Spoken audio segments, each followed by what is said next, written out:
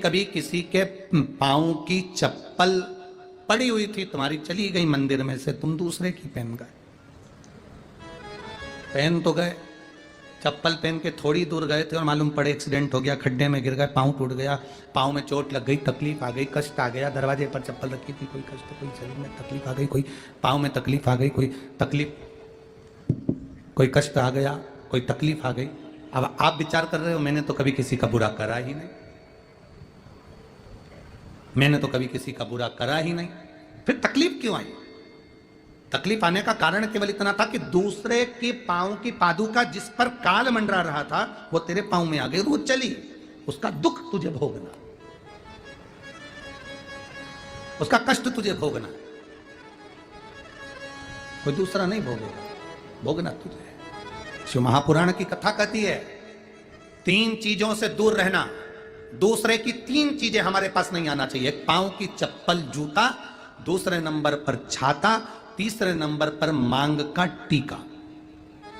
ये 3 चीजों से थोड़ी सी दूरी बनाकर चलना, इन 3 चीजों से थोड़ी सी। किसी के पांव की चप्पल हमारे पांव में ना आए, किसी के पांव की पादुका, किसी का जूता चप्पल हमारे पास ना आए, इसका स्मरण रखें।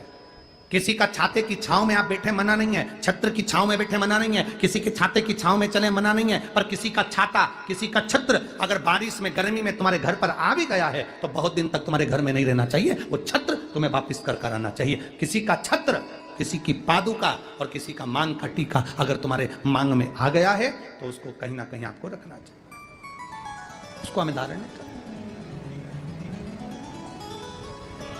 अच्छा, आपके स्मरण में है एक बात, यहाँ होता है कि नहीं होता महाराष्ट्र का तो हमको स्मरण नहीं है ऐसा, पर हमारे उधर का हम बता सकते हैं कि जब कोई मरता है, मरने के बाद में जो 12वें के दिन पंडित जी पूजन कराते हैं या 13वें के दिन कराते हैं या 10वें के दिन कराते हैं तो उसमें पद दिया जाता है। पद में छाता भी दिया जाता है, चप्पल भी दी जाती है, आसन भी दिया जाता है, लोटा भी दिया जाता है। इधर देते कि नहीं देते वो हमको नहीं मालूम, बोलो सही है कि गलत?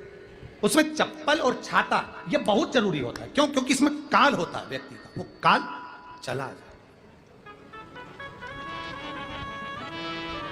कभी किसी गुरुद्वारे में गए हो आप लोग? अरे जम के तो बोलो।